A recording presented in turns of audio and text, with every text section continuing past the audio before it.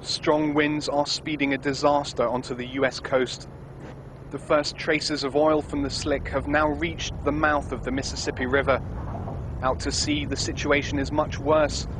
Planes spraying dispersant chemicals on the oil slick are making little progress, while BP's crews fail to cap the ruptured well pipe on the sea bottom. The company has called for help. Pictures,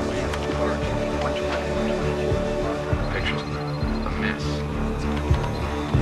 Got the light, so he's got to be there somewhere.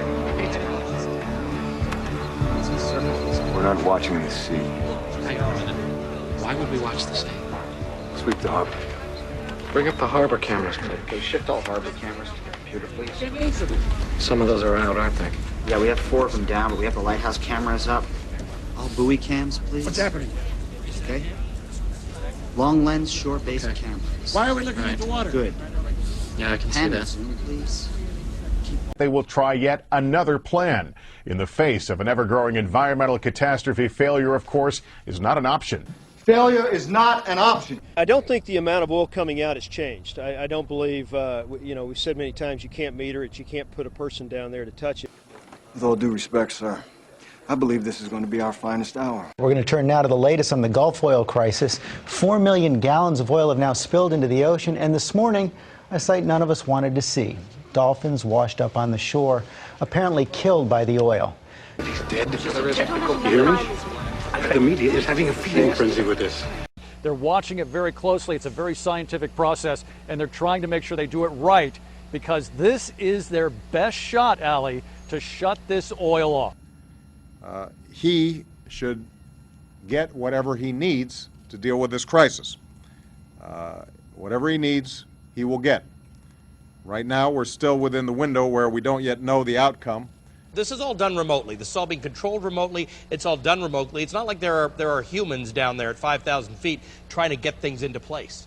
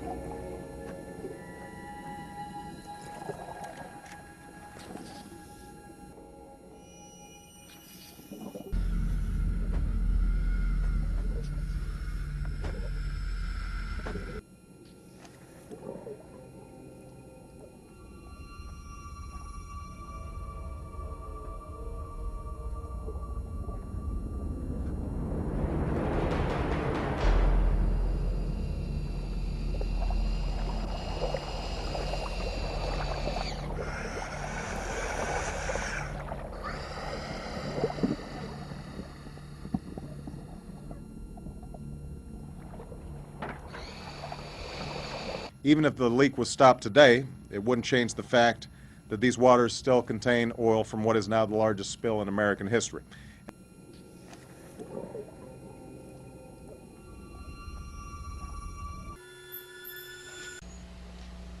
David, what's your sense of, have they given us any sense? Last I heard is that it could be 10 hours before we know whether this is working. How will they know, and what sense do we have of it from BP?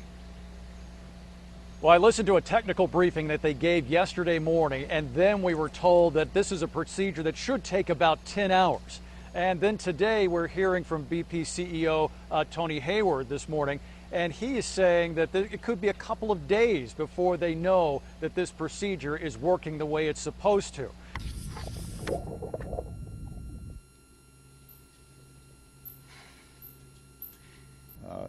So we're in this together, and it's going to be a difficult time.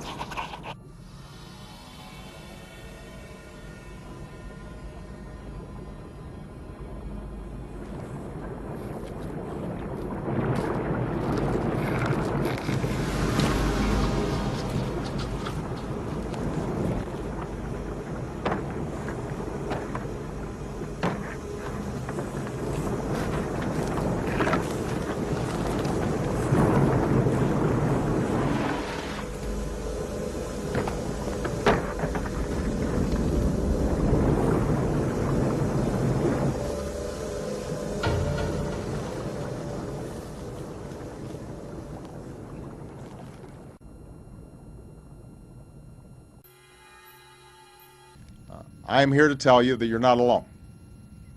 You will not be abandoned. You will not be left behind. Every resident of this community has watched this nightmare threaten the dreams that they've worked so hard to build, and they want it made right, and they want to make it right now. I just had a chance to listen to Mayor David Carmerdale of Grand Island, our host here, telling us heartbreaking stories.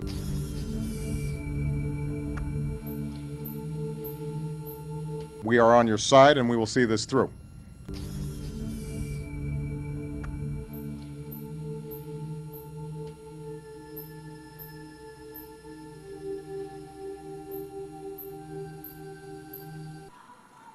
I love you too, sister.